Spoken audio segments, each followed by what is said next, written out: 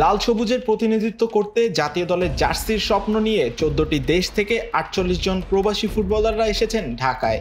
শনিবার থেকে শুরু হয়েছে বিএফএফ নেক্সট গ্লোবাল স্টার নামের বহুল প্রতীক্ষিত ৩ দিনের ট্রায়াল, যেখানে ১৪ থেকে ২৭ বছর বয়সী খেলোয়াড়দের মধ্য থেকে বাছাই করা হবে ভবিষ্যতের সম্ভাবনাময় ফুটবলারদের।